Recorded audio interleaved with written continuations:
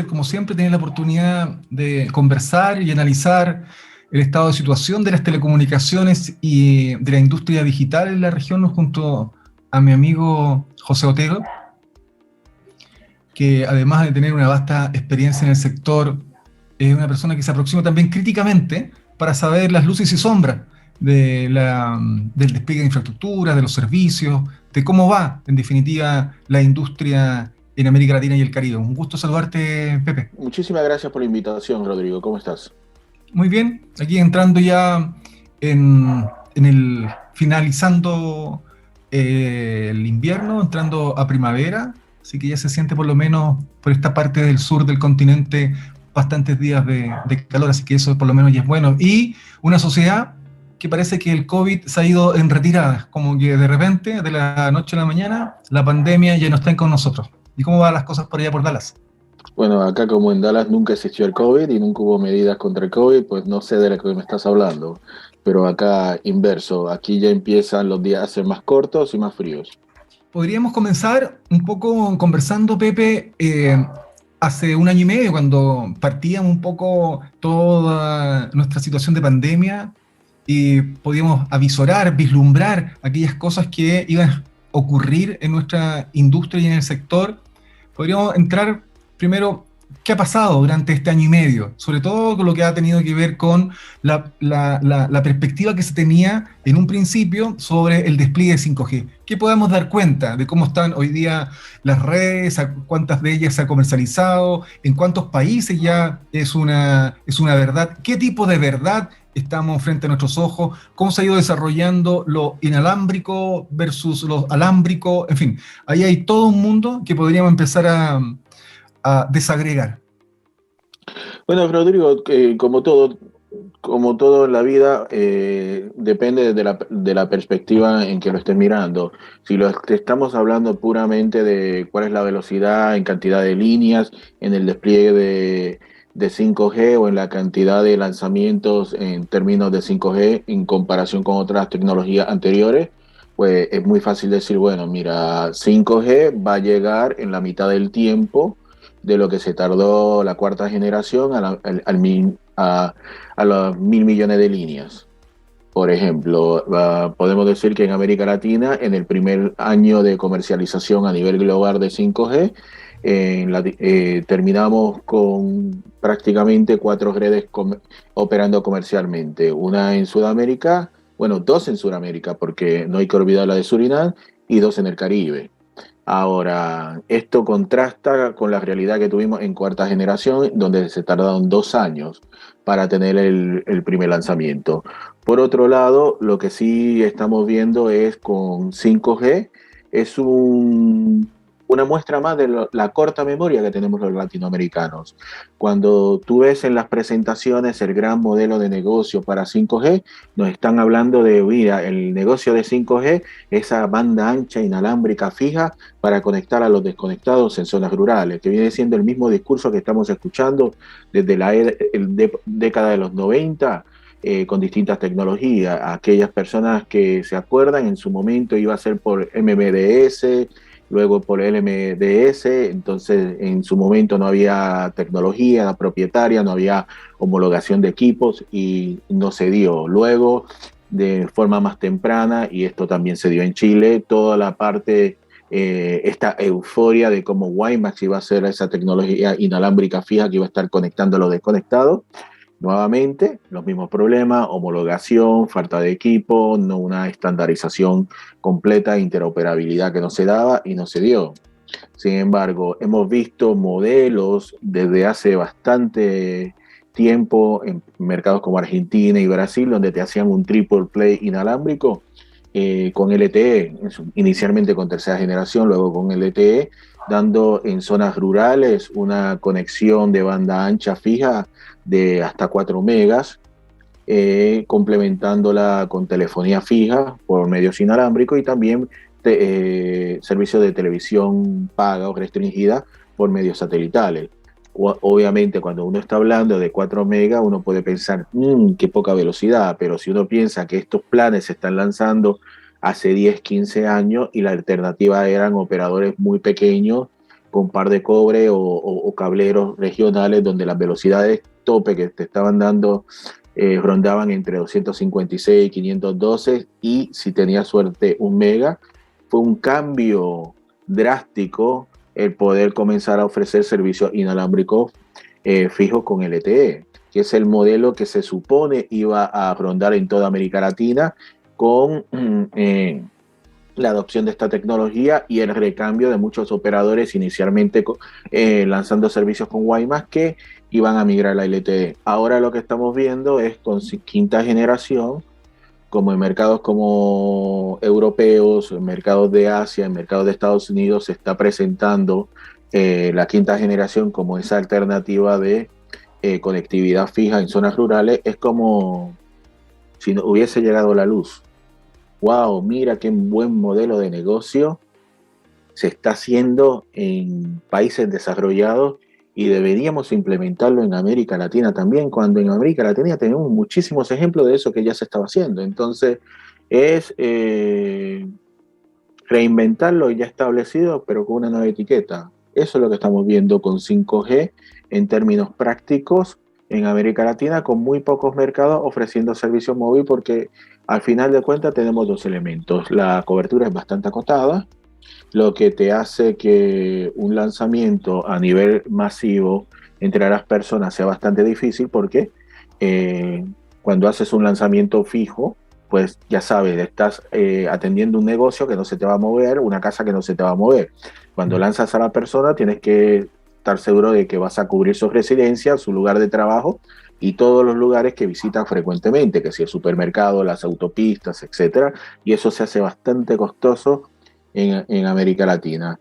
Y para no prolongarme mucho, lo que sí estamos viendo en términos de LTE en la región es esa llegada de teléfonos, donde la aceleración en incremento de número de líneas en países mayormente asiáticos, en mercados de Estados Unidos, etcétera, también ha hecho que ese movimiento para llegar a esa economía de escala tradúcese a esos precios más baratos de teléfonos que en América Latina, para que tengamos una adopción que supere el 30-40% de la población, necesitamos que esté a consumidor final en un rango de 50, 75 hasta $125 para poder hacer ese despegue. Esto que usualmente se tardaba 4, 5, 6 años, capaz que ya para el 2020, finales de 2022, comienzo de 2023, podamos acercarnos muchísimo más a ese rango de precio y habilitar eh, una adopción o justificar una adopción por parte de la población de la red del 5G. Pero aunque esto se habilite, aunque tengamos los teléfonos, el mayor obstáculo siempre va a continuar siendo la cobertura.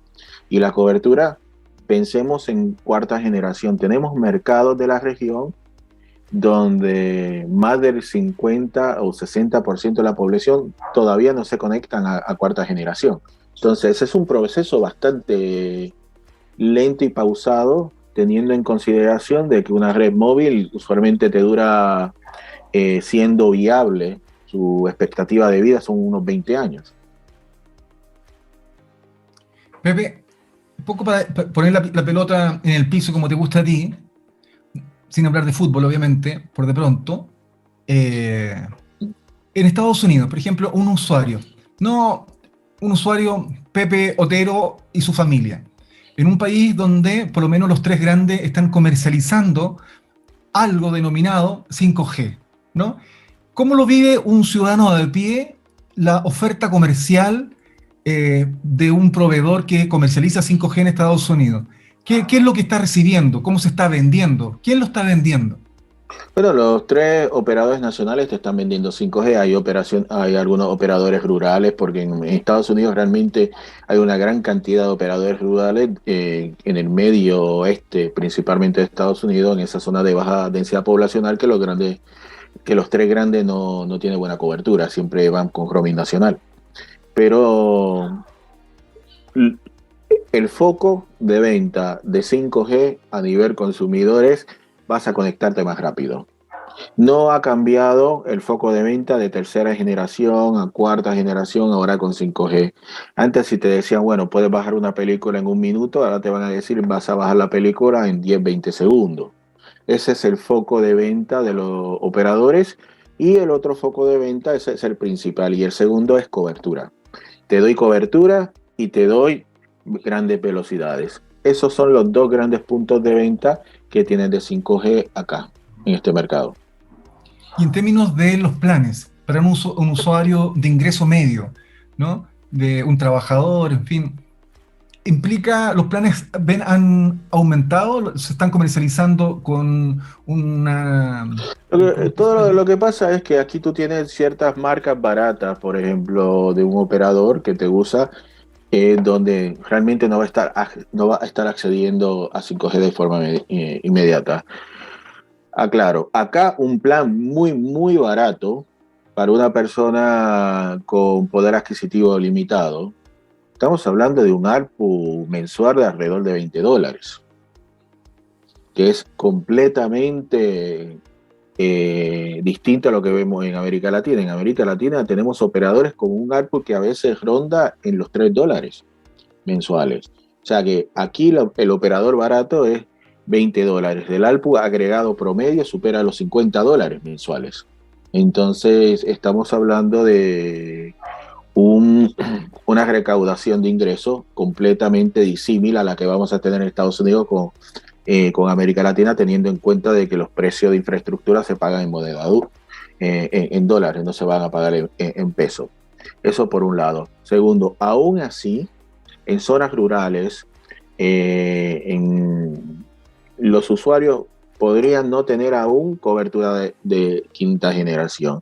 Y muchos de estos planes con otras marcas de los tres grandes operadores del país podrían no darte ese acceso a 5G inmediato, sino que te estarías conectando todavía con cuarta generación, que es algún modelo que se ha visto en otros países entre el operador móvil de red en los servicios que le permite ofrecer a los operadores virtuales que le están comprando capacidad, diciendo, bueno, yo la son 5G, pero por este periodo de tiempo, el único que va a estar ofreciendo la tecnología soy yo, a menos que el marco regulatorio le ponga algunas condiciones. En España se ha visto como un operador móvil virtual comienza a pagar parte de la red que está poniendo el operador que le vende capacidad para poder tener acceso inmediato a la quinta generación. Acá con las submarcas de los grandes operadores también estamos viendo este fenómeno. Entonces, también recordemos algo que es muy importante. La cobertura de 5G que tenemos en estos momentos en Estados Unidos aún está en una fase de expansión. Hay muchísimos baches en términos de cobertura fuera de las ciudades, principalmente por esa gran cobertura y esos grandes porcentajes de población que te están diciendo están conectadas, es porque estás conectando todos los grandes centros urbanos. Pero según te vas saliendo de la ciudad, la cobertura empieza a decaer y te empiezas a conectar a redes de cuarta generación. Ese es el primer punto. El otro punto es que estamos todavía por las versiones iniciales de quinta generación. Esto lo que te significa es que esos parámetros técnicos de cuánta velocidad vas a estar accediendo, capaz que no se está dando todavía. Muchas de las redes de 5G que tenemos en el mundo es el famoso versión 15 o non-standalone. Acá tienes algunas redes de la versión 16, ya se está probando, ya se aprobó la 17, o sea, estamos en esa fase inicial. Es como cuando tuvimos LTE y las primeras redes LTE del mundo en Noruega y en Suecia te daban velocidades picos de 12 a 20 megabits por segundo y ahora tienes y esa era la versión 8, la 10 que es la que te permite tener esa agregación de portadora. Cuando hacen los experimentos en Chile, digamos, si estás a las 2, 3 de la mañana con una agregación de portadora, te puede tirar una velocidad pico sobre 200 megabits por segundo. O sea, hay una diferencia cualitativa. ¿A qué voy? A corto plazo, muchas veces no hay gran diferencia en la velocidad en que te estás conectando con quinta generación con cuarta generación. Eso es uno. Y esto creo que el mejor ejemplo lo vimos en Corea del Sur al año y medio del lanzamiento de quinta generación, porque las velocidades que se estaban experimentando en tiempo real en el mercado no cumplían con esas grandes expectativas porque obviamente se estaba sobrevendiendo el servicio. ¿Qué sucedió? 500.000 coreanos dijeron, bueno, voy a cancelar el plan de 5G y me regreso a cuarta generación hasta que madure un poquito más la red, aunque sea más robusta y el servicio mejore. Y esto es en un mercado donde en bandas milimétricas se le dio bloques de 800 MHz a cada uno de los tres operadores. Y el otro tema que es muy importante también en términos de cuando estamos hablando de la experiencia del usuario en Estados Unidos es Estados Unidos en los últimos 3, 4 años ha hecho más de 10 procesos de asignación de espectro donde los operadores de pasar a estar ahorcados en algunos mercados están con una cantidad superior de 2, 3 veces a la cantidad de espectro que tenían hace unos 4 o 5 años. Y esto les permite mayor flexibilidad al momento del despliegue de su red, de hacer el organigrama. Y acá en Estados Unidos ya se han asignado bandas milimétricas en frecuencias distintas, lo que les permite ya mirar de forma más focalizada qué tipo de inversión van a hacer en los segmentos empresariales que son realmente los que se van a estar beneficiando de estas bandas tan altas. Pepe, una de las características, por ejemplo, de Canadá, y siempre tú lo has comentado en tus intervenciones, que debe ser uno de los países con las tarifas más altas, ¿no? Y también ahí se comercializa en Canadá. Si tuviéramos que hacer un repaso por Canadá, ¿cuál es el estado de situación en el país de Norteamérica? No, dice, en Canadá lo que pasa es que si uno mira los comentarios de los usuarios en Canadá, siempre se van quejando de dos temas, en algunos casos de cobertura, pero también tengamos en consideración, miren el tamaño de Canadá, el segundo país más grande del mundo en términos geográficos y con una población más cercana a la de Chile que la de Colombia. ¿Entiendes? No llega ni a 30 millones de habitantes. Entonces, esa cobertura y las tarifas es lo que los usuarios se quejan. Los operadores, por su parte, se quejan y dicen, bueno, yo tengo que hacer unos grandes despliegues a nivel geográficos en Canadá para cumplir ciertas metas, pero estoy dando cobertura en zonas donde hay un habitante cada 3, 4 kilómetros cuadrados. Entonces, es una cuestión de quién viene primero, la gallina o el huevo. Claro. El otro elemento que tiene en Canadá es que hay una consolidación bastante importante del mercado. Entonces, cuando tú crees que llega un nuevo operador a lanzar servicios y a diversificar la oferta, a los pocos años, ¡boom!, consolidación nuevamente. Entonces, esa variedad y esas presiones que te crean las distintas ofertas no las tenemos. Otro aspecto en el que difiere Canadá con un mercado, digamos, como el de Estados Unidos, es la cantidad de operadores móviles virtuales existentes.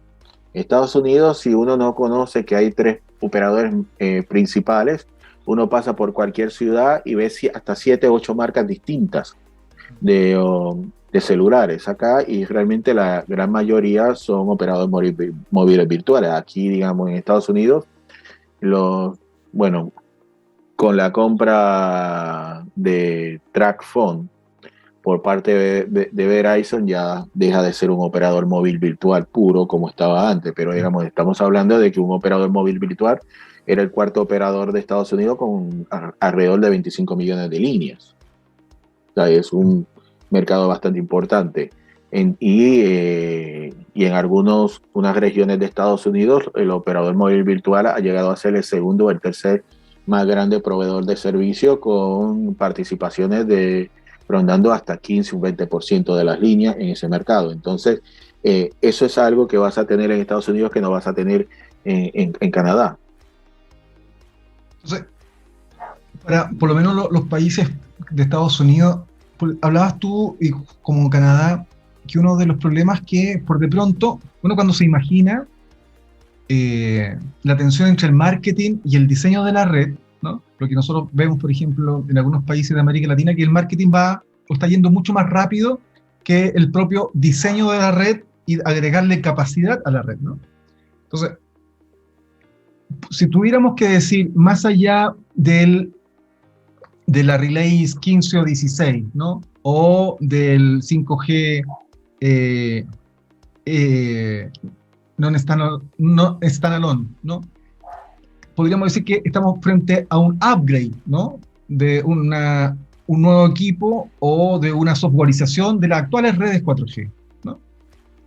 Sí, mira, No tenemos todavía una 5G NA químicamente pura. Mira, todas las redes celulares van a usar este equipo de las redes anteriores. La cuestión es qué parte del equipo va a utilizar. No es lo mismo estar utilizando la interfase aérea que estar utilizando toda la plataforma de facturación. Eso, indistintamente que ponga quinta o sexta generación, vas a estar utilizando los mismos equipos.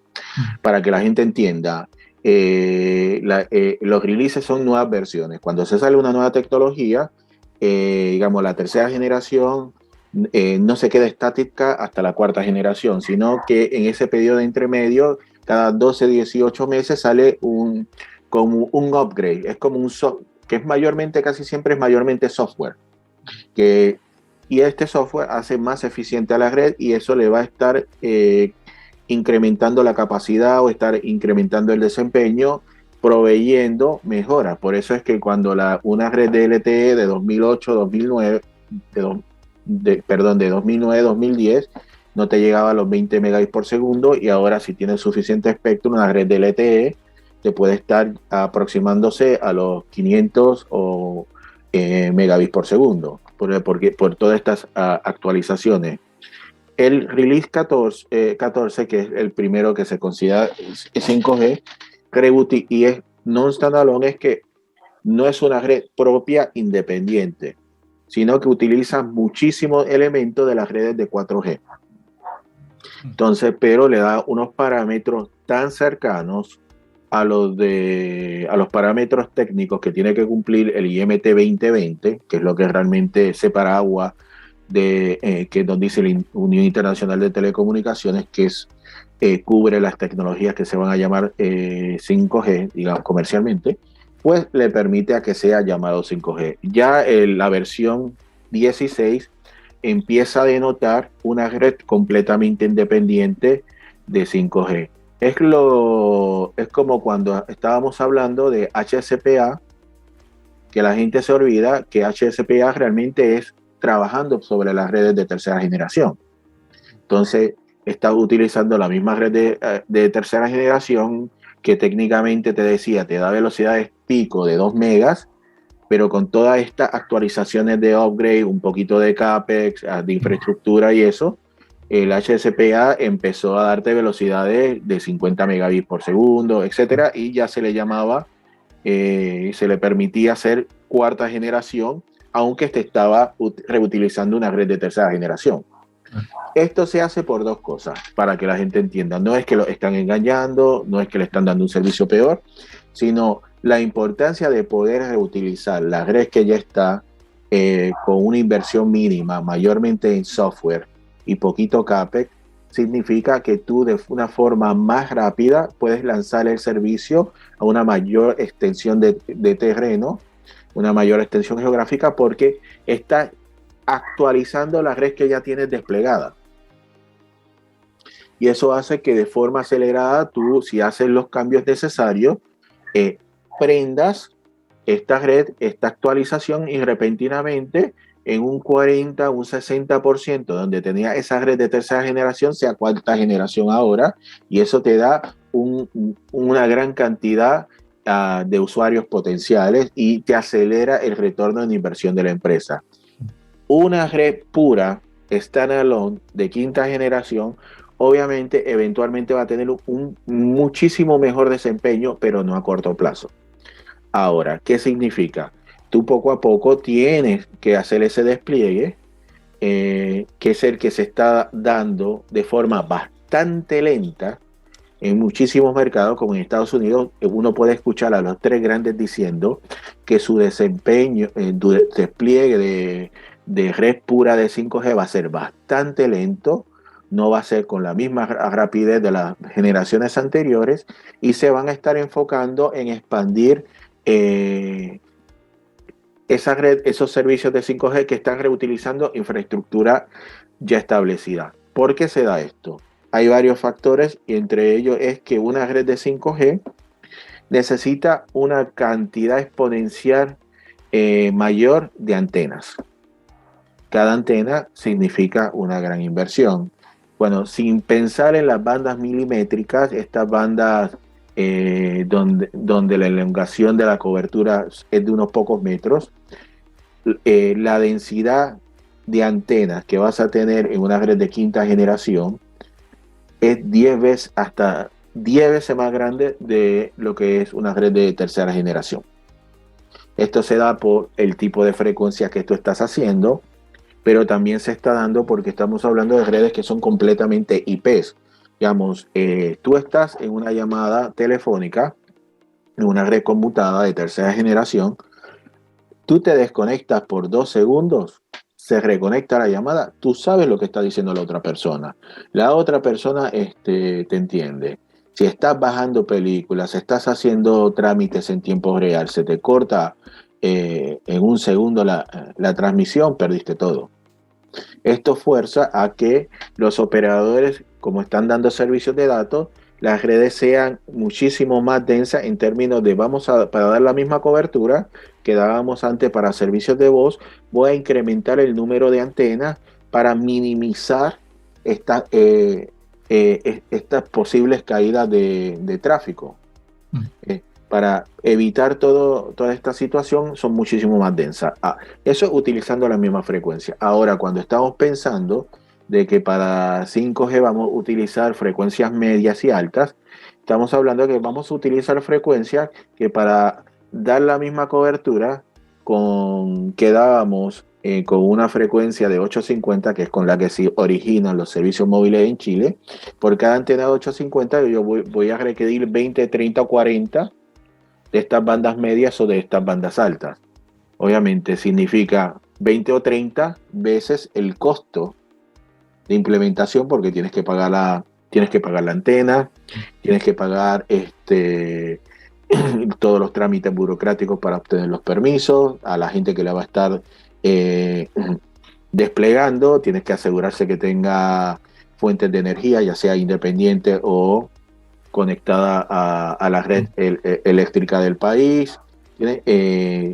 Todo esto incrementa los costos. Por eso es que va a ser muchísimo más lento ese despliegue de quinta generación, y en las frecuencias muchísimo más altas no la vamos a ver en todos lados.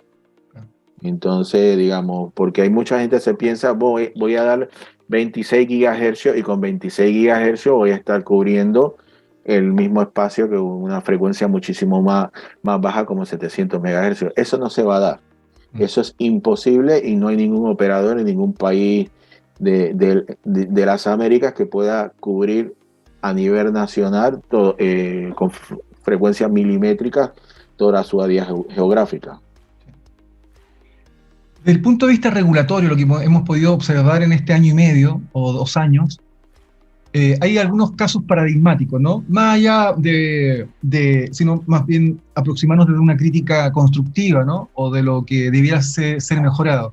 Tú has dicho que un tema crucial es que los países cuenten con una buena planificación, ¿cierto?, del uso del espectro, ¿no? Eso como un determinante, y el otro el costo, ¿no? Y ahí, bajando por países, el caso de México, hace muy pocos días atrás, con licitaciones de muy alto costo, que impiden un poco el interés comercial por ir a abordar esas bandas y esa oferta, y también falta de planificación de largo plazo, ¿no? Por el tema del uso del espectro. ¿Qué otro problema regulatorio uno ha podido visibilizar con mayor nitidez, u otra con no tanta claridad, pero que están presentes en la región? ¿Puedes decir cuáles son el tropezar de nuevo con la misma piedra. Mira, el principal problema en toda América Latina, que no, en términos de política pública, no tiene, es transversal, no se limita a telecomunicaciones. Y es que todos los planes se hacen a corto plazo. En muy pocos países se hace un plan a largo plazo que cambia que se alterna el poder político con las elecciones, llega otro partido al poder y empieza a derrumbar todo lo que hizo la administración anterior sin hacer una validación si ha sido un buen proyecto o un mal proyecto. ¿Entiende? Eso es muy, muy difícil encontrar eso en América Latina, digamos. Por ejemplo, en el ejemplo de Chile, donde tuviste una alternancia de poder entre dos visiones políticas, en las que ambas veían con buenos ojos hacer un cable submarino de Sudamérica a Asia, eso es algo rarísimo, es una anomalía a niveles latinoamericanos. En América Latina lo que estamos viendo es, siguiendo el ejemplo de México, tienes un plan de México Conectado que bien o mal está dando servicios a los más vulnerables. ¿Mejorable? Sí, muy mejorable. Donde la nueva administración presidencial decide eliminarlo completamente, atacarlo, diciendo de que estaba lleno de corrupción y cambiarle el nombre. Nunca se presentan casos ante corte para judicializar a nadie. Los mismos empleados del México Conectado pasan a ser empleados de la nueva entidad, pero en ese periodo de tiempo donde lo eliminaste, todos los beneficios que daba los cortaste. Y empiezas a decir, bueno, como lo hacías todo mal porque estaba usando servicios inalámbricos y ahora vamos a darlo con fibra óptica, todos los que estaban conectados con servicios inalámbricos se quedaron desconectados. Y empiezan todo un proceso de recrear lo que ya estaba establecido en lugar de trabajar con un fundamento así. Así como lo ves en México, lo vemos en casi todos los países de América Latina, donde si vamos a tratar de utilizar las TIC para fomentar el desarrollo social, el desarrollo económico del país, para llevar nuevos servicios, tenemos que hacer planes a largo plazo. Los planes de conectividad en América Latina no han servido para nada, en gran parte porque tienen una fecha de lanzamiento y una fecha de caducidad. La necesidad de Internet de la gente no caduca, no se vence. Luego, el otro problema que tenemos en América Latina con los planes de conectividad es que nos enfocamos en las cosas tangibles, en lo que se puede ver, en lo que es grandilocuente y me sirve para tomarme una foto con ese niño descalzo, sucio, pobre, al que voy a estar conectando porque es buena prensa. Sin embargo, no me preocupo por cuál es la infraestructura civil que me va a estar dando servicio a esa red, cuál es el software que estas personas van a estar utilizando, cómo van a actualizar el software en esas redes de telecomunicación, en esos dispositivos, cuál es la logística que voy a dar para que haya un recambio de dispositivo o una reparación de dispositivo. Una vez tengo la infraestructura y tengo los dispositivos, cuáles son los programas de gobierno electrónico que voy a lanzar para que la gente empiece a beneficiarse de estos programas y cómo yo voy a comunicar y cómo voy a educar de que está la existencia. Hay un país en América Latina donde cada vez que hay un premio internacional de gobierno electrónico se llevan todos los premios. Vas a ese país y nadie sabe que existen esas plataformas. Entonces, ¿para qué existen? No es crear la mejor plataforma de gobierno electrónico, es que la gente sepa que existe y se puede utilizar. Esos son los grandes desafíos que vemos a nivel de gobierno para llevar y combatir todas esas brechas digitales en plural. Si no se hace nada, van a seguir incrementándose. Ahora, en el tema del alto costo, ¿tú lo ves como realmente un impedimento en un caso como el de México u otro país? Podemos no mencionarlo, El pero alto costo de espectro. sí. Bueno, mira, en México, para que la gente entienda, los costos de espectro son tan altos que un operador decidió regresar todo el espectro al gobierno. Entonces, porque cuando uno escucha, bueno, para que vean un ejemplo, cuando se hizo la licitación del AWS en México, digamos, el operador A pagó 1.000 millones, el operador B pagó 980 millones. Esos montos, por una concesión de 20 años, representaban entre un 12 o un 15% del monto total que iba a pagar ese operador por esa licencia. Entonces terminan por una concesión a 20 años pagando más de 15.000, 16.000 millones de dólares. Costos que a nivel de un operador que decide regresar decía, bueno, lo que yo pago solamente en derechos de espectro anualmente es una tercera parte de mis ingresos. Eso se convierte en una fuerte barrera para que ese operador empiece a invertir, a expandir su red. Lo que se ha sugerido es no pongas costos tan altos de espectro, pero pon condiciones de despliegue, pon condiciones de inversión. Asegúrate de llevar conectividad a esas zonas donde no existe conectividad. Tienes un plan de servicio universal, empieza a tratar de establecer esquemas de inversión público-privada, pero siempre tratando de involucrar a la sociedad civil. Muchas de las problemáticas que han tenido las iniciativas público-privadas en América Latina es que se hace de forma centralizada con el operador privado, con el operador de gobierno, decidiendo la fórmula. Estamos en un esquema donde las necesidades locales lo saben los gobiernos locales. Trae las regiones, trae las provincias, trae los estados a que empiecen a hablar y decir, mira, estas son las necesidades concretas que nosotros tenemos para poder ofrecer una mejor conectividad y mejor servicio. Aquí lo podemos cubrir, aquí podemos hacer una inversión local y nacional, y aquí vamos a necesitar subsidios.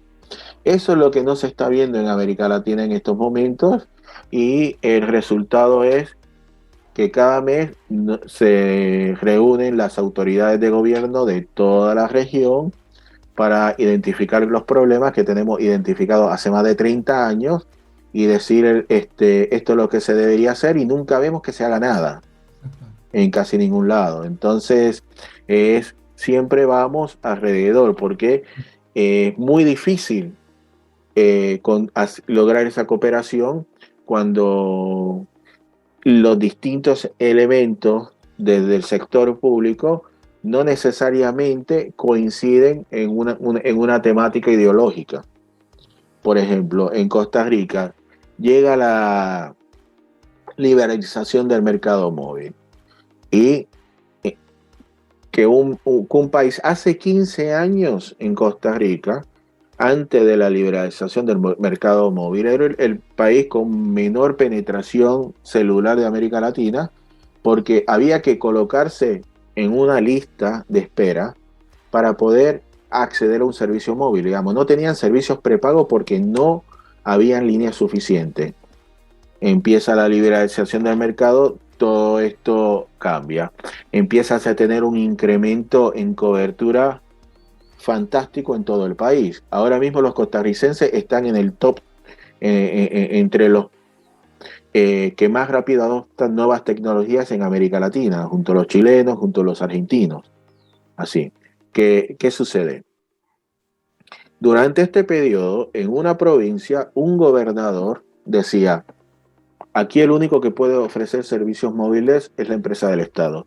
Y no le dio un solo permiso a las empresas privadas para colocar antenas durante su gobierno.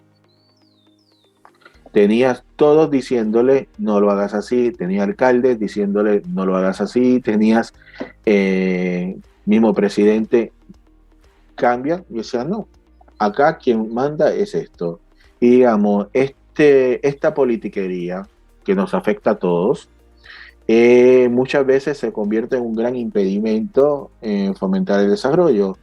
En una ciudad de Colombia, una universidad con la que nosotros tenemos un acuerdo de cooperación hace todo un diseño para digitalizar una ciudad rural de Colombia bastante importante en su zona, para mejorar los servicios, abaratar los servicios y hacer que la gente pueda ahorrar horas de trabajo.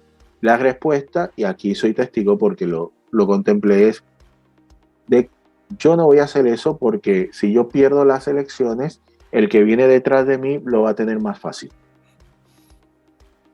No me cae bien. Entonces, porque es muy fácil reunirnos, esto es lo que tenemos que hacer, pero cuando uno, y esto lo viviste como subsecretario de Chile, cuando uno empieza a hablar con gobiernos locales, las demandas empiezan a cambiar completamente y entran elementos que muchas veces ni se piensan. Por eso es que es tan importante involucrar a la sociedad civil, por eso es tan importante mantener un diálogo abierto con los gobiernos locales y Mm. educar mucho, porque también hay lugares donde se piensan, bueno, acá vienen los del gobierno federal, nacional, y me dicen lo que yo tengo que hacer y no saben lo que eso que me están diciendo. Para mí es más importante tener un puente que me cruce este río, que me va a evitar que mi población tengan que caminar o irse a caballo o en burro 8 horas para vender sus productos que una antena celular. ¿Sabe? Es esa desconexión tan grande la que hace que tengamos, al final de cuentas, un 10-15% de la población en América Latina viviendo fuera de zonas de cobertura. Bueno, ahí lo hemos discutido varias veces. Yo creo que hay un porcentaje estructural de la población de que no tiene un problema de conectividad digital, tiene un problema de desigualdad, de inequidad, que no solamente afecta a lo digital, sino que afecta todas las dimensiones de la vida del ser humano. Agua potable, calidad de la educación, calidad de la salud, en fin. Ahí hay un 20% que nosotros sabemos quiénes son, dónde están, y hace décadas, ¿cierto? Tenemos la radiografía. Y ese mismo 20% en general en los países nuestros son los que siguen siendo sujetos de foros, de intervenciones, de cómo conectar o desconectar. Ya No, la, no, estoy totalmente. ¿Cuántas veces ha ido a mi blog y has leído? ¿A quién le importa un celular cuando no tienes que comer? ah, Es sencillo, digamos. Está muy bien pensar en el crecimiento del sector de la industria de telecomunicaciones como política pública, decir tenemos tanta penetración, pero eh, me- ¿cómo contabilizamos todo? ¿Y cuál es, qué tenemos en el mercado que sirva para impulsar esa conectividad? Digamos, la pobreza, la desigualdad, la falta de escolaridad, porque no tenemos recursos en esas escuelas rurales, ah, no tenemos capacitación, tenemos maestros que realmente son héroes que a veces pasan meses sin cobrar, no tenemos hospitales rurales sin médicos, ah, y entonces pretendemos hacer telemedicina donde no hay especialistas. y no hay ni siquiera alcohol. Ah, No hay suero, no hay especialista, no hay nada. Entonces es bastante difícil llevar esa presentación PowerPoint muy bonita a la ah, realidad, sin porque duda. son temas que sobrepasan al sector de telecomunicaciones, son temas de desigualdad, son de Ah, inequidad, son de falta de información, de falta de infraestructura. ah, Digamos, si no tienes infraestructura, que se da en las zonas más apartadas, donde están los más vulnerables, el operador de telecomunicaciones no te va a poner una red porque le sale costosísimo. Y entonces lo que hacemos es perpetuar y hacer más la desigualdad y hacerla muchísimo más ancha. ¿Sabe? La hacemos más amplia y esto es teniendo en cuenta de que los conceptos esto de brecha digital, cuando surgen en los 90, se limitaban a quién tiene acceso a Internet y quién no tiene acceso.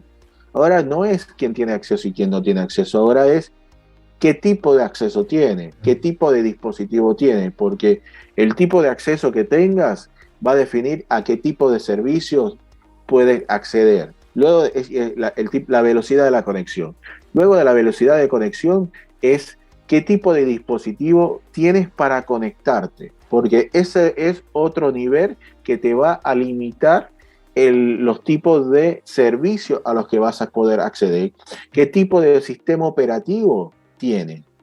También es otro filtro. Entonces vamos viendo que cada vez tenemos más filtros sí. en términos de acceder a los servicios de telecomunicaciones y como nos ha mostrado el COVID, los gobiernos, al momento de acercarse a los mercados de telecomunicaciones, todavía no están utilizando el mismo acercamiento de los años 80 y 90 al momento de estar midiendo las cosas.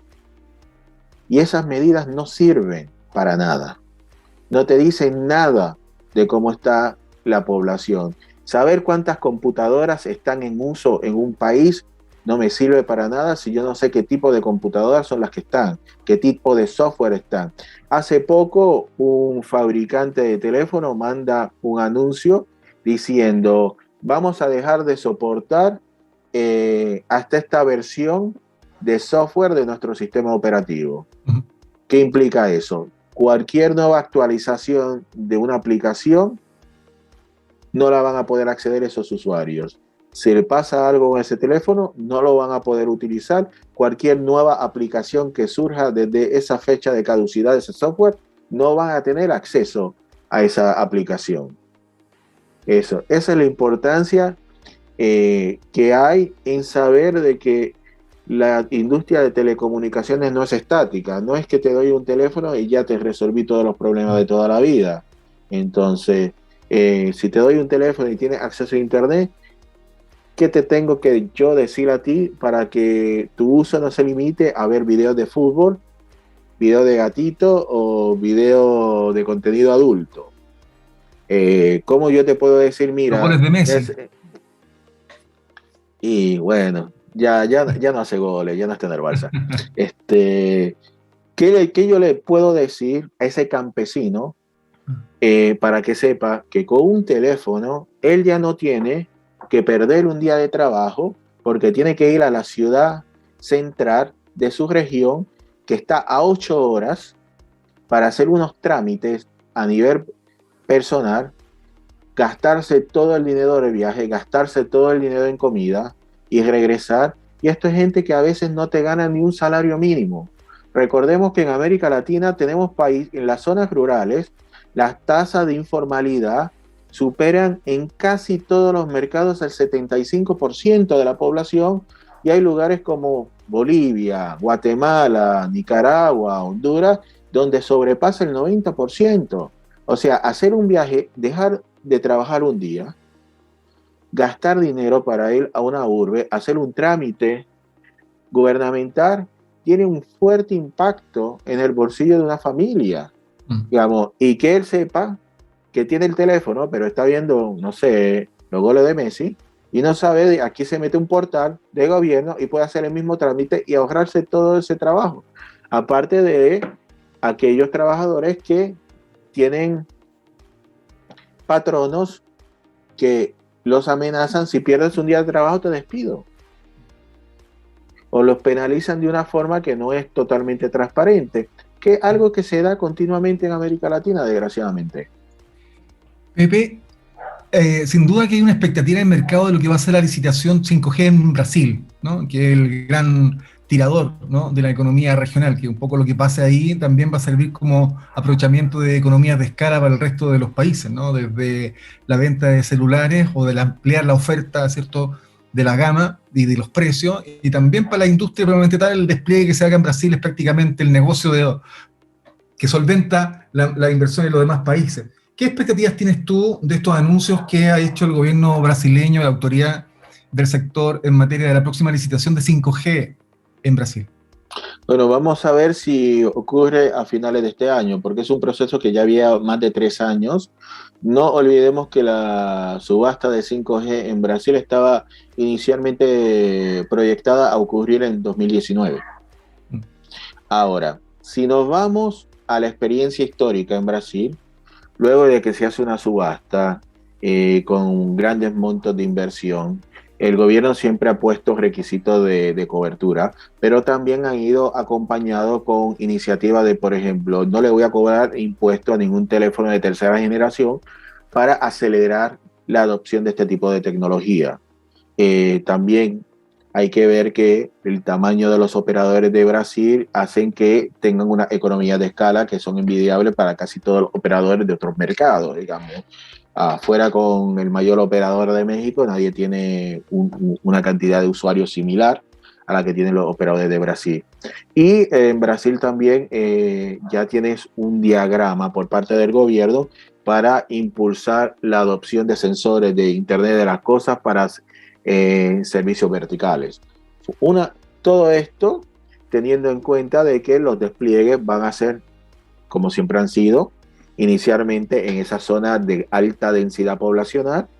Convengamos que Brasil tiene muchas ciudades con más de 1 millón de habitantes, donde el juego es distinto. Ahora, no es lo mismo estar pensando en Santa Catarina, estar pensando en Sao Paulo, en Mato Grosso, en Río de Janeiro, que estar pensando qué sé yo, en Rondônia, en Amazonas, ¿sabe? En Ceará.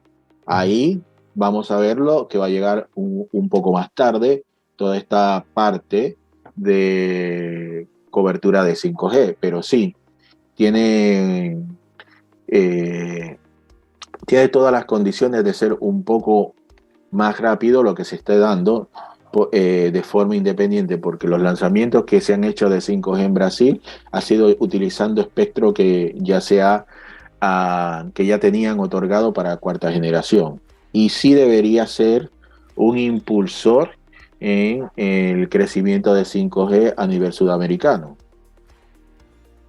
Pepe, Uruguay fue el pionero, ¿no? El que partió, el que puso la primera estación base en esa localidad, que partió y un poco Sí, no, hizo... en dos departamentos, Maldonado y Canelones, que Ah, para que la gente sepa sí, dónde está Punta del Este y dónde está el aeropuerto. Y fueron en localidades un poco rurales para ofrecer servicios inalámbricos fijos. No ha tenido expansión, me parece que eran 6 antenas en cada lado, unas 12 antenas, que no es mucha cobertura porque fue en la banda de 28 gigahercios.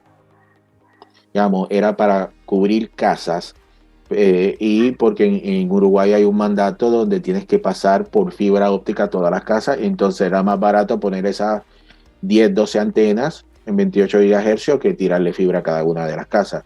Eso es lo que así comienza en Uruguay, el correcto. sistema de 5G. Y con una participación no menor, monopólica en algún sector, de los servicios de telecomunicaciones por parte de la empresa estatal, ¿no? Sí, pero allá en la parte móvil está liberalizada. La parte fija no. La parte fija no está, que es el gran tema en Uruguay, donde has tenido hasta 2 referéndums a nivel nacional a ver si se libera o no, y es un tema muy, muy, muy controversial a nivel político Mm. en el país. Es interesante porque, a propósito de Chile, ¿no? De que se está reescribiendo la Constitución, entre lo que ya quedó dentro del reglamento, que ya fue sancionado el reglamento, cómo va a funcionar la nueva Constitución política, ya quedó como materia de ley, derechos de la comunicación y derechos digitales, ¿no? Y además que coincide con un proceso presidencial, ¿no? En 40 días más, en 35 días más se elige un nuevo presidente en Chile. A esta administración, a la actual de centro derecha, le quedan 4 o 5 meses de gestión. Y uno de los temas que ha estado en el debate, tanto constitucional como presidencial, es la figura de una mayor participación del Estado, ¿no? Más activo en el sector de las telecomunicaciones. A propósito de la pandemia, de desigualdad, de brecha, bueno, saben que hay un acuerdo que el mercado no va a resolver los problemas pendientes, ok. Y siempre se toma el caso Uruguay, ¿no? Por parte de los grupos de centroizquierda en nuestro país como un paradigma, ¿ah? A imitar. Eh, con lo bueno o lo malo, ¿no? Que ha tenido esa participación. Y que un poco pone en tensión también la participación del Estado a través de empresas públicas, ¿no? O estatales en el mercado de las telecomunicaciones, como en Colombia, como otros países como Costa Rica, ¿no? ¿Cómo haces tú la aproximación? ¿Qué te parece a ti como CEO, si tuviéramos que hacer un reconto, un recuento de la participación estatal a través de empresas del sector, de la participación del Estado en el mercado de las telecomunicaciones? Mira, ¿qué te podría decir? No es muy diferente cuando miramos a las empresas estatales a cuando miramos las empresas privadas. Tienes ejemplos muy positivos en términos de empresas privadas que han sido exitosas y muchísimos ejemplos de empresas que se han ido a la quiebra. Entonces, en el sector público, cuando estamos viendo algunas empresas que en su entorno han sido catalogadas como exitosas, tienes Antel Uruguay, tienes una que es la de la municipalidad en Cuenca, en el Ecuador con Etapa, tienes las empresas públicas de Medellín en otro lado, como algunos ejemplos de empresas públicas que han sido bien administradas. Como en todos lados van a tener sus detractores. Eso es algo que vas a tener. Pero también hay que mirar, digamos, en el caso de las empresas públicas de Medellín, ellos decidieron, mira, yo no me voy a embarcar en un negocio móvil por mí sola y hace una joint venture con un operador privado. ¿Sabe? También va, todo depende de cuáles son las reglas que tienes en cada mercado. Digamos, por ejemplo, digamos en Bolivia, que tienes todas las cooperativas, tienes cooperativas que son bastante exitosas ofreciendo servicios de comunicaciones, como la cooperativa como Cotas en Santa Cruz, con Comteco en Cochabamba, y tienes casi todas las demás cooperativas con problemas financieros. Aún así, han sido capaces de unirse todas para hacer un Boliviatel, como para servicios de larga distancia.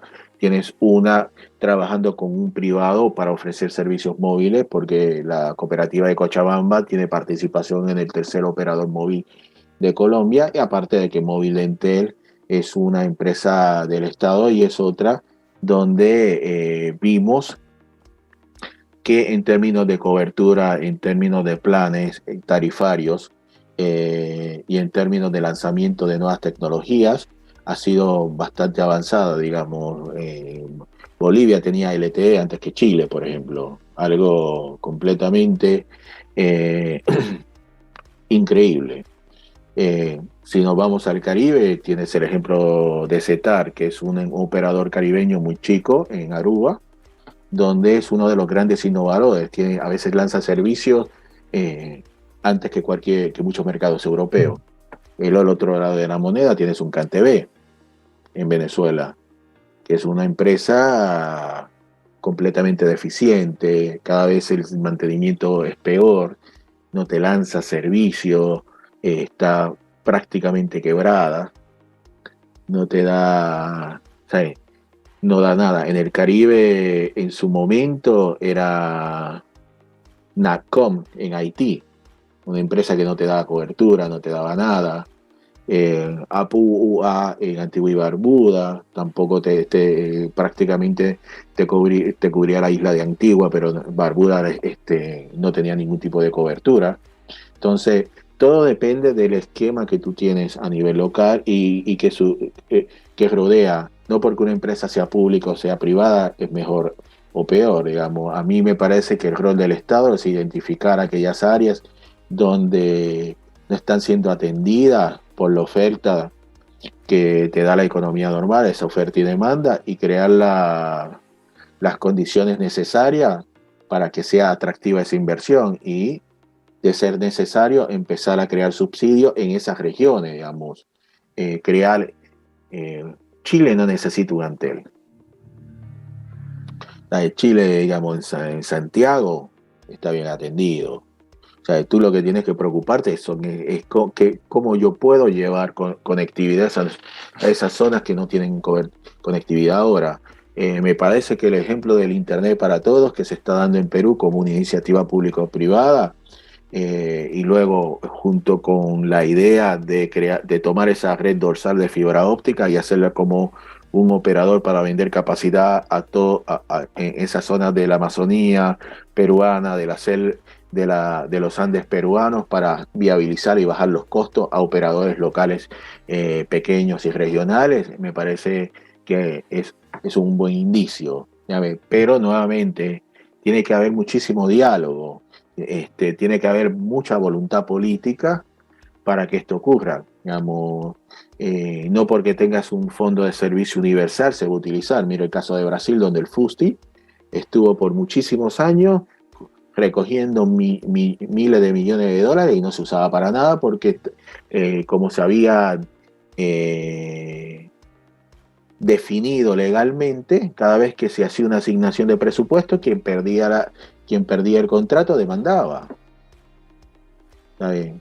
Entonces hay que tener eso. Entonces, y, y atender las necesidades locales con soluciones locales, digamos. Digamos, el modelo Antel en Chile no funciona. O sea, realmente no tienes ese vacío que tenías, porque hay que pensar cómo surgió esa empresa en el Uruguay. Es como, ¿por qué Bolivia tiene cooperativas en cada una de esas grandes ciudades? ¿Por qué Colombia tenía empresas públicas en cada ciudad? Hay un contexto histórico que es sumamente importante de entender para saber por qué, digamos, una cosa es ver los balances financieros, los servicios que está prestando, pero también hay que comprender cuál es qué simboliza esa empresa localmente. Digamos, Y un este referéndum que EPM. hacías mención, Pepe, al final, ¿cuál fue el resultado de ese referéndum que se mantiene? Ah, Que no, se- es que, no, que se... Sí, pero el último fue en los años 90. Estaban pensando hacer otro. Los dos decían en contra de la privatización. De acuerdo. No, pero la afinidad que pueda tener la población, por ejemplo, digamos, en empresas públicas de Medellín, como un proveedor de servicio para la gente de Antioquia en Colombia o Etapa para la gente en Cuenca en el Ecuador. Son empresas que crean orgullo a nivel local y que vaya un concejal de la ciudad, bueno, yo creo que vamos a vender acá, se le acabó la Perfecto, perfecto. carrera. Entonces, a nivel del nacionalismo o el localismo, como lo quieras llamar, juega muy bien. En el caso de Costa Rica, que tú mencionaste el ICE tiene 11 sindicatos que al momento en que pasa algo te paran el país. Ah, Entonces, no es tan fácil. En México se creó una, una red compartida. Cuando, cuando tú ves el modelo de la red compartida que tenía que dar cobertura a los no conectados e irse a zonas donde no hay población, pero casi todo en sus primeros años empieza a dar cobertura en zonas donde ya están participando los otros tres operadores, porque es donde está la población. Y es donde los operadores móviles virtuales van a querer dar servicio. mm. Entonces tienen hasta varios años para empezar a preocuparse con dar cobertura esas zonas donde no tienes a nadie en estos momentos. Entonces, obviamente, ¿cuál es el resultado? Una reestructuración por quiebra Sí. para protegerse de los acreedores. Entonces, no, o sea, el problema está identificado. ¿Y por qué seguimos hablando del tema que está identificado? Porque nadie se quiere meter de lleno a tratar de arreglarlo porque es muy complejo. Claro. Y a propósito de la complejidad, ¿qué podemos decir después del famoso DNU en Argentina? El DNU es un documento, creo que sabes muy bien mi comentario del DNU y es un comentario que le he dicho a las autoridades de Argentina.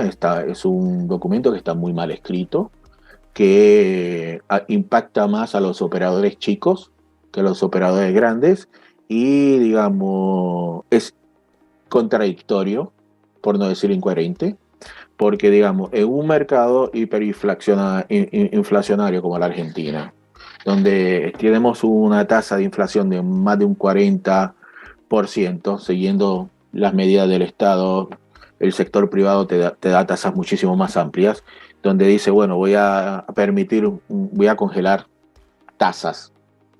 Eh, Voy a congelar tarifas y te voy a permitir un incremento de, qué sé yo, entre un 8% o un 15% en tu tarifa, pero al mismo tiempo le estás diciendo en la ley, dices que el gobierno tiene que garantizar un retorno de inversión razonable. ¿Cómo lo haces? Cuando luego, en una resolución posterior basada en el DNU, En 690 le estás diciendo a todos los operadores que tienen que dar planes de conectividad de Internet con X cantidad de velocidad a menos de $1 mensual, a tasa oficial. Tenías o cooperativas diciendo, me sale más barato desintegrar mi red Bueno, que dar servicio. Digamos, ¿cómo yo voy a dar servicio cuando conectar un hogar me puede salir entre 500 a $1.500, dependiendo de la ubicación de la cooperativa que sea? Y voy a estar, o sea, lo que le estoy cobrando no me cubre el costo de ofrecerle servicio mensual. bueno, Ese es el DNU que tienes en la Argentina. Entonces, como yo dije a las autoridades del país, tú lo que vas a hacer es quebrar un montón de empresas pequeñas para que cuando eventualmente se derogue este decreto, los tres grandes hagan fiesta comprando y consolidando el sector. Está muy mal escrito. Mi impresión es que fue escrito por alguien que no tiene idea de telecomunicaciones. Eh, no toma en consideración lo que es una estructura de costos. Y vas a decir, bueno, voy a garantizar un retorno de inversión razonable, eso implica que tú tienes un modelo financiero donde le vas a determinar cuáles son los insumos que te van a permitir decidir en cada región, dependiendo de la infraestructura que se esté utilizando, cuál es ese retorno razonable de inversión, o por lo menos que me pongan un porcentaje de lo que va a ser, porque no es lo mismo estar ofreciendo servicios en Neuquén vía satélite que estar haciéndolo en Mar del Plata por fibra óptica, en términos de backhaul. Hablas con las autoridades de Argentina que dice cuál es el modelo financiero, cuál es el porcentaje, y te dicen, no tengo idea de qué me estás hablando. Entonces, ¿cómo se puede justificar este tipo de documento? Digamos, es un documento que lo que ha hecho es algunos darle la excusa perfecta para no invertir, y a otros interesados en invertir decirles no lo hagas, miren otros mercados. Pero es un documento que realmente no ha tenido ningún impacto positivo en el mercado, a menos que quieras ver como positivo que todos los proveedores de servicios de telecomunicaciones del país, todos, sin ninguna excepción, bueno, ARSAT, que es del Estado, sin ninguna excepción, todos de servicio final o de transporte se han unido, incluyendo todas las más de 500 cooperativas de telecomunicaciones, a criticar este decreto. Y para ir cerrando, Pepe, ¿qué tenemos que ver? ¿En qué cosa tenemos que estar atentos los próximos meses, ¿no? O lo que resta del año, o para el próximo semestre? Aparte de lo de Brasil, ¿qué ves tú como gran movimiento del mercado en términos de, bueno, en Chile ya tenemos esta creación del joint venture entre un operador con una participación importante, dominante en el mundo fijo, ¿cierto? Que se alía con un operador móvil para aprovechar las capacidades, sinergia y para ver, y fundamentalmente para poder administrar una inversión que sea sostenible a futuro en el mercado. ¿Qué ves tú como los grandes movimientos que va a tener el sector en lo que queda del año en materia de licitaciones o en materia de nuevas fusiones, de nuevos actores dentro de la región? Mira, el ejemplo que acabas de dar de ese acuerdo de cooperación o de fusión de operaciones que mencionas es algo que se va a estar dando muchísimo más. Es lo que había dicho anteriormente, que los altos costos de una red nacional de 5G con nuevas frecuencias va a potenciar y va a impulsar la cooperación y la compartición de redes, tanto de infraestructura pasiva o activa. Eso es algo que vamos a ver a nivel de toda la región por los altos costos que va a tener hacer estas redes. Los procesos de consolidación, vamos a ver una nueva ola por los altos costos nuevamente, no tan solo en la parte inalámbrica, pero toda la inversión que se necesita en fibra óptica porque necesitamos muchísimo más de lo que estamos viendo.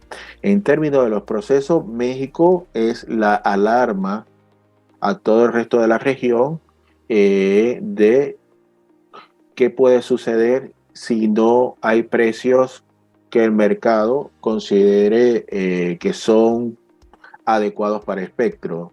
Digamos, tuviste un operador, uno de los tres grandes operadores minoristas de servicio, de tres que hay, devuelve todas sus franjas de espectro, vas a hacer una nueva licitación, incluyendo espectro que devolvió también el segundo operador del mercado, porque él también devolvió el espectro, que vas a licitar y sabes que nadie te lo va a comprar, porque nadie no te va a estar entrando.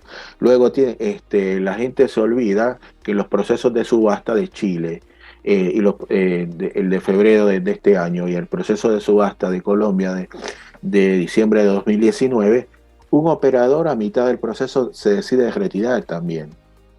Dice, bueno, esto es demasiado alto, me voy a retirar, y empezamos a tener procesos donde puedes tener bloques de espectro que no se asignan, quedan totalmente desiertos. Eso es un aviso muy fuerte a toda la región. En términos de fusiones, como he visto, tuviste en Panamá, tuviste en Costa Rica fusiones entre móviles y cableros también. Un proceso que no ha tenido mucha prensa, pero que es bastante interesante por el macro acercamiento que está teniendo el gobierno, es el de Dominicana, que concluye hace menos de una semana, donde se está dando frecuencias para impulsar 5G, pero va dentro de un plan de conectividad a nivel municipal donde se está incluyendo en la conversación a todos los alcaldes, todos los representantes de los ayuntamientos están presentes y va acompañando con planes de educación digital y entrenamiento a los niños en otros temas, pero es una subasta que fue diseñada por 8 dependencias gubernamentales distintas, incluyendo energía, incluyendo finanzas, incluyendo salud y educación. Eso es algo bastante interesante.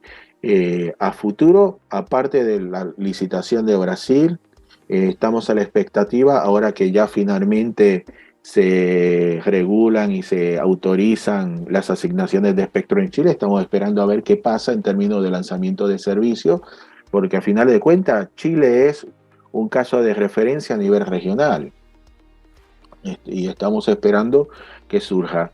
Algo también que es muy positivo y que esperamos surja muchísimo más en la región es como dejamos atrás ese complejo de decir, en los países del sur del mundo compran tecnología, no son productores de tecnología. Eso es una realidad que está muy presente en esa época de insumos tangibles. Ahora, cuando estamos viendo cuáles son los 20 productores de software más importantes del mundo, tenemos Chile, Argentina, Uruguay, Brasil, Turquía, Indonesia, Filipinas, Egipto. Es otro, es otro tema que hay que contemplar, cómo impulsar eso. Chile, me parece que es el proyecto país que tiene Universidad de Concepción y tiene a la Universidad de Chile. En Brasil tiene a uno con la Universidad de Campinas, la de Sao Paulo, la de Ceará, también involucrándose en iniciativas público-privadas para hacer ese desarrollo a nivel local de productos y software que atiendan demandas locales. CPQD en Brasil, que es un centro de investigación y desarrollo, acaba de anunciar hace menos de una semana también el lanzamiento de 12 laboratorios distintos para estar explorando toda la parte de 5G. Eso es lo que me parece muy, muy interesante. Y para concluir, algo también que es sumamente importante, y esto es a nivel de gobierno, es que cuando estamos haciendo estos planes de desarrollo económico y estamos viendo esos mercados internacionales a los que le queremos dar servicios más avanzados, a los que podemos cobrar más, hay que enterarse en América Latina, los gobiernos hay que decirles, mira, ya muchas veces tu acceso a esos mercados, tu viabilidad de ser un vendedor a esos mercados va a depender del tipo de tecnología que tú estés presentando, porque si estás exportando equipos técnicos bastante avanzados, vas a tener que cumplir con ciertos parámetros que muchas veces pueden ser conectándose a 5G o conectándose a ciertas velocidades de fibra óptica, como pasa en Costa Rica, que perdió varios contratos en equipos médicos y que terminan moviendo y creando subsidiarias en Perú para poder atender esa demanda.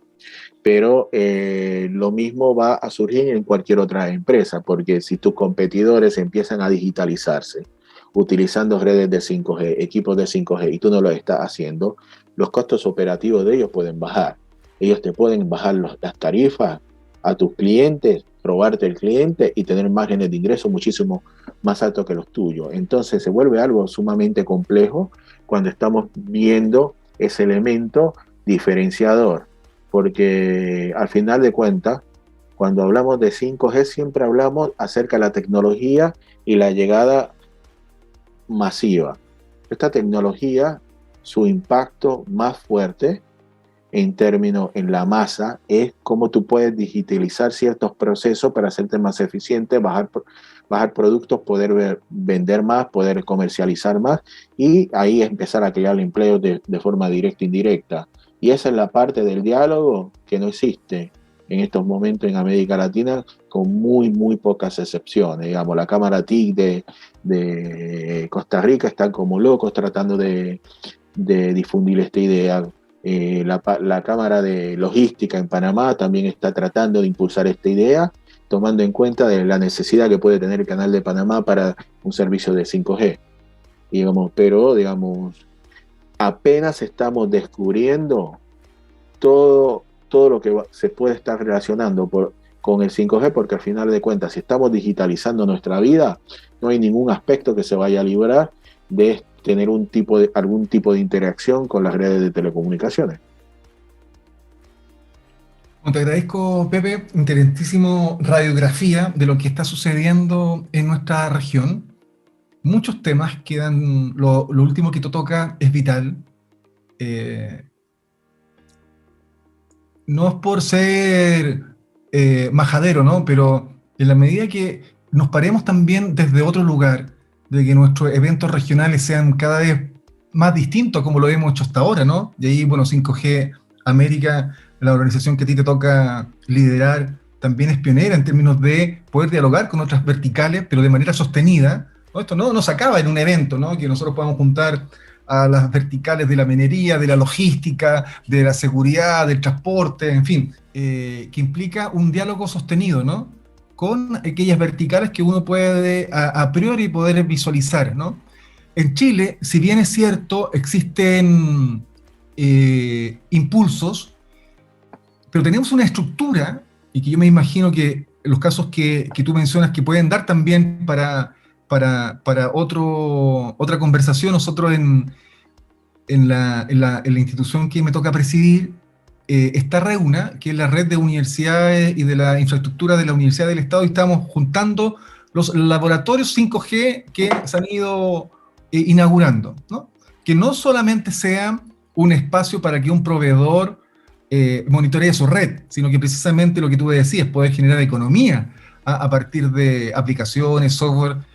En el caso chileno, de los servicios tradicionales no tradicionales, el sector digital es por lejos el primer lugar. Más del 40% de todos los servicios exportados, como tú decías, software, diseño, plataforma, es de toda la industria TIC nacional.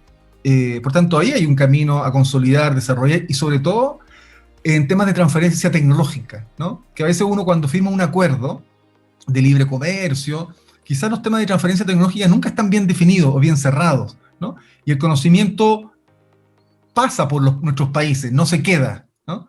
Entonces, ahí también hay varias propuestas de decir, bueno, firmemos acuerdos comerciales, ampliemos nuestra capacidad de diálogo con las grandes potencias, pero sí, cuando toquemos el punto de la transferencia tecnológica, que el conocimiento que se produzca quede radicado en nuestras naciones, ¿no? Como un factor estratégico.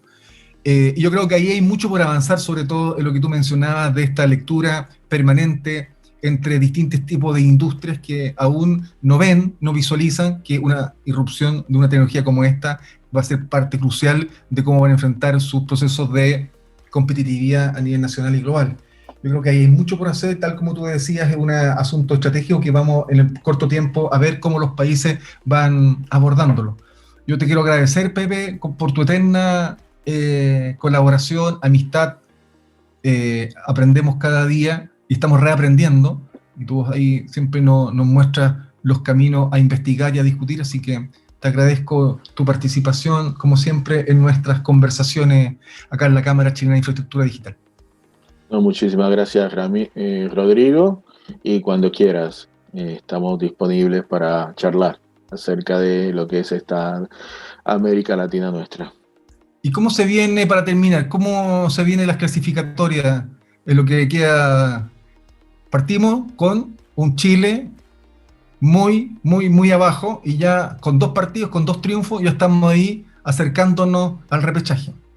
Mira, el repechaje lo va a pelear Uruguay y Chile, porque el problema que tiene Chile es que quedan 6 partidos.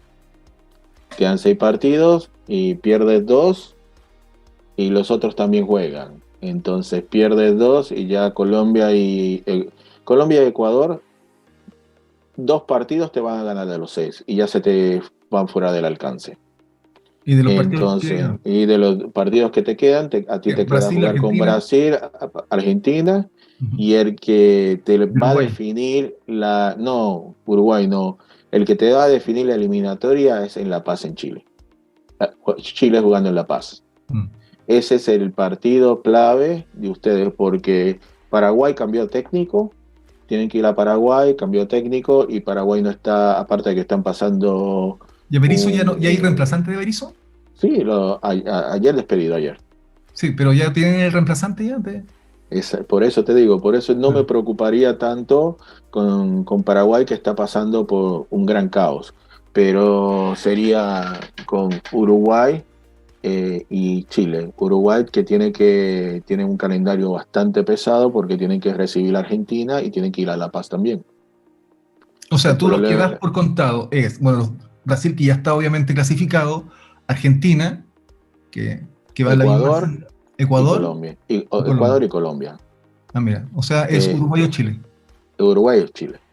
Y la diferencia es que Uruguay depende de su futuro, Chile no. Mm.